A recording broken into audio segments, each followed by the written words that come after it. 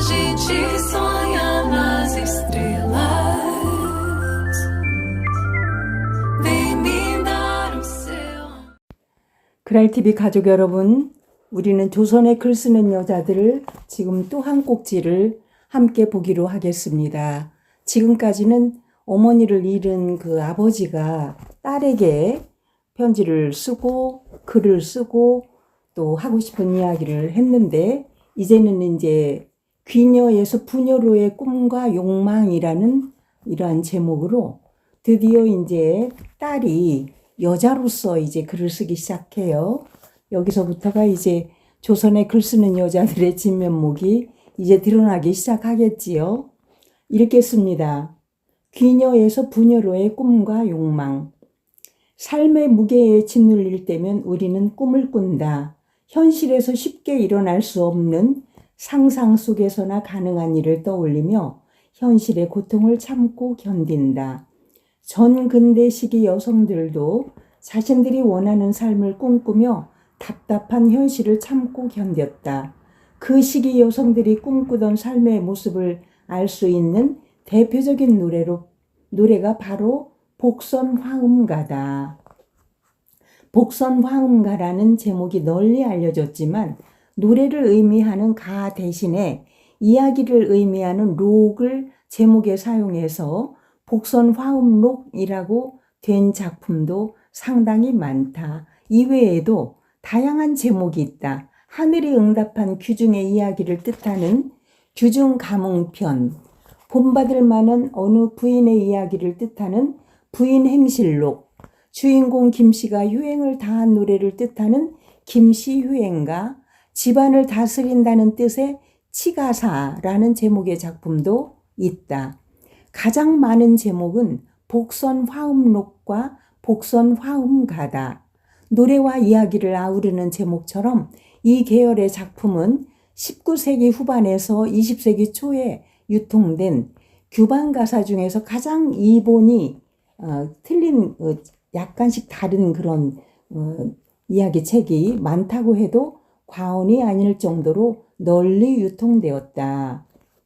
유사한 내용의 이본이 많다는 사실은 당시에 많은 사람들이 이 작품을 창작하고 향유했다는 직접적 증거이다. 실제로 서울, 경기, 충남, 충북, 경북 등 다양한 지역에서 유통되었다.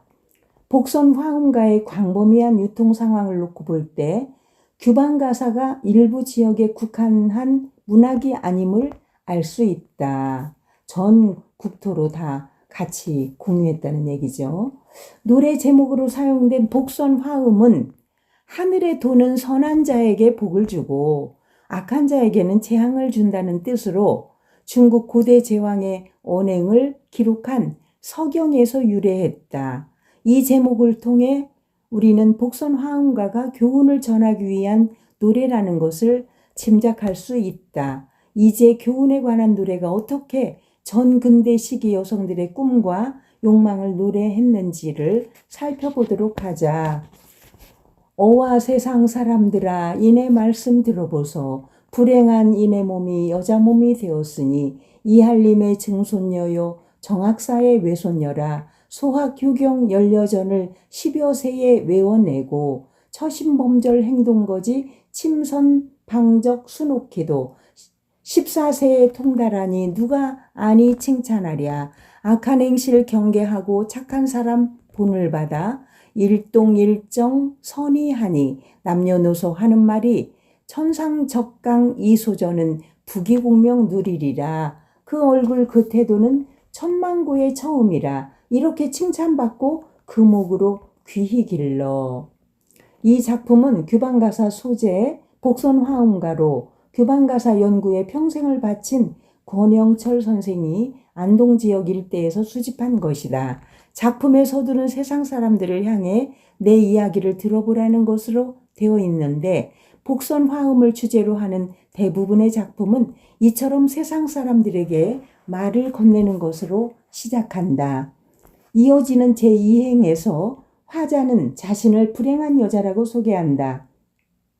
화자가 자신을 불행한 여자라고 소개함으로써 노래를 듣는 이들은 화자가 특별한 고난을 겪은 사람이라는 것을 직감한다. 더욱이 세상 사람이라면 누구나 피하고 싶은 불행을 자신의 운명이라고 규정했기에 청자는 화자의 사연이 궁금할 수밖에 없다.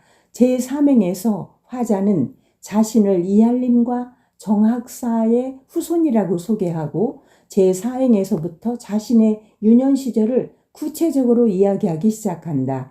그녀는 자신이 10세 무렵에 유교 경전을 익혔고 14세가 되어서는 행실과 여궁에 통달했다고 말한다.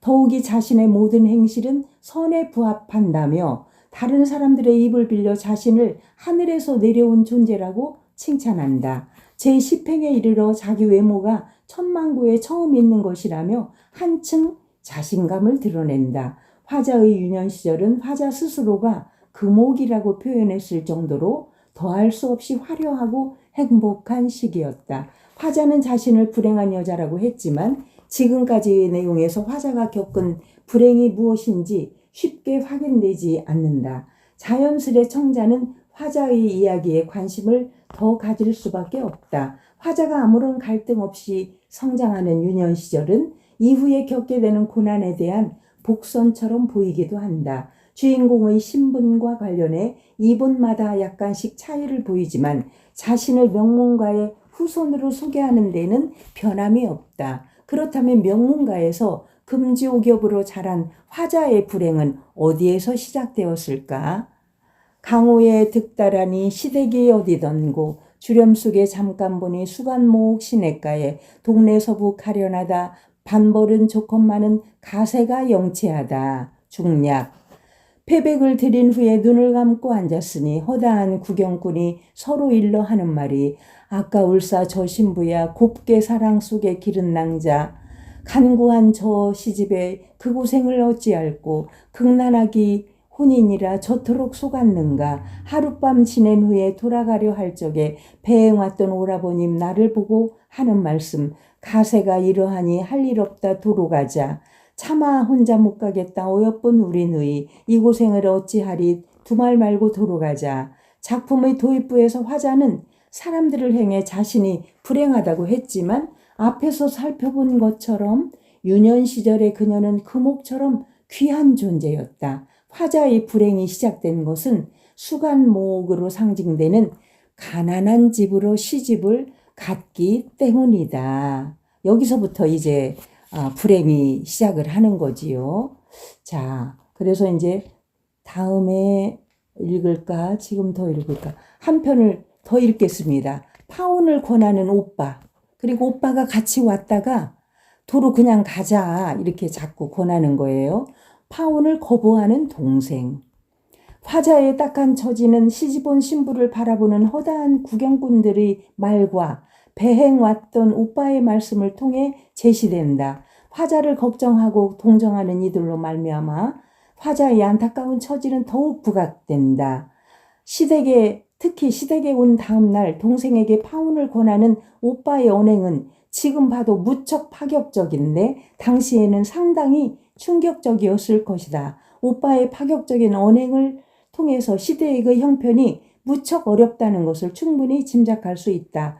오라버님 하는 말씀 이 말이 웬 말이요. 삼종지도 중한법과 여자 유행 알았으니 부모 형제 멀었으나 행의 예혼할 적에 재물을 의논함이 이적의 천한 바요. 사군자의 경계로다. 수간목 적은 집은 구고 내신 내 집이요. 안팎 중문 번화갑제 친부모의 옛집이다. 하늘이 정한 팔자 순종하면 복이 되고 시댁이 간구하나 천생지록 있으리라. 굶고 헐벗기 매양이며 가도가 심하여도 구고의 뜻을 받아 효성으로 봉양하면 도로 감동하시오 불상기특 사랑하오. 그런 말씀 다시 말고 초치를 보증하사 평안지중 환차하셔서 시댁이 간구한 말 부모님께 부디 마오. 자해자정 우리 부모 이 말씀 들으시면 가뜩이나 늙은 친당 침식이 불안한데 선웃음 좋은 말로 시가를 자랑하여 부모 마음 편케 해주오. 그런데 화자는 자신을 생각해주는 오빠에게 마냥 수동적이지 않다. 오히려 화자는 웬 말이오 라며 오빠의 기대와는 다르게 응답한다. 화자는 결혼하면 남편을 따르고 친정을 떠나야 하는 삼종지도와 여자 유행의 도리를 어길 수 없다고 항변하며 예를 행하는 혼인에 재물을 입에 담는 건 이적 즉 오랑캐나 있는 일이라며 단호한 태도를 보인다. 특히 사군자에게 경계가 된다고 말함으로써 이 모든 일이 여자에게만 국한된 일이 아니라 남자에게도 두루 통하는 일임을 강조한다.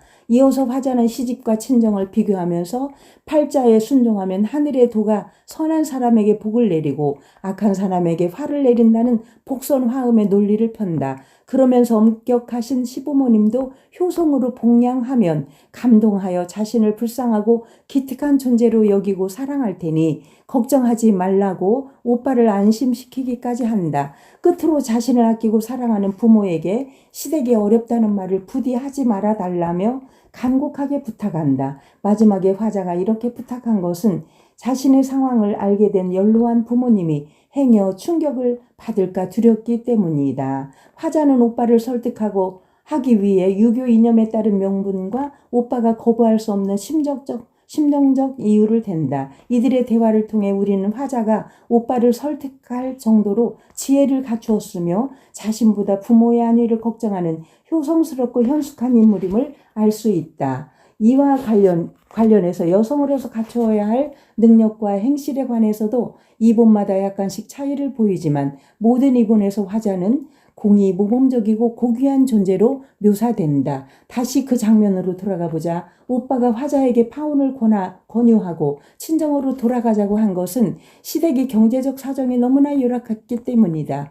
주인공이 시부모를 봉양하기 위해 부엌에 들어갔지만 거기에는 달랑 국을 끓이거나 약을 다리는 탕관 하나만 있을 뿐이었다. 주인공은 한여를 시켜 이웃집에서 쌀을 꾸려고 했지만 오히려 전에 꾼 쌀도 갚지 못했다는 모욕과 박대를 당하고 만다. 결국에는 시집 올 때 가져온 혼수까지 내다 팔면서 살림을 유지하고 집에 찾아온 손님들을 접대하는 상황에 이른다. 그런데 시댁 식구들은 가난한 살림살이에 대해 부끄러워하지도 않고 주인공에게 미안한 감정도 없다. 시부모와 남편은 주인공의 누구에도 특별한 관심을 보이지 않는다. 시부모와 남편은 경제 문제에 관해서는 방관적 태도를 보인다. 참 우리가 이해할 수 없는 옛날 조선시대의 그런 그 혼인제도도 어쩌면 이렇게 가정사정을 하나도 모르게 그 중간에 매파가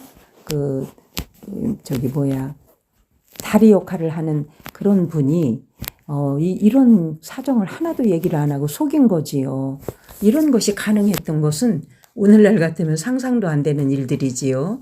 참 정보가 그만큼 떨어지고 멀리 떨어져 있는 거리의 그런 문제도 있겠고 통신 이런 것들이 전혀 두절되어 있었으니까 여러분 오늘은 여기까지 이제 결혼을 해가지고 하나의 그 며느리로서 이제 삶이 시작되는 그 조선시대 여자의 글이었습니다. 여러분 감사합니다.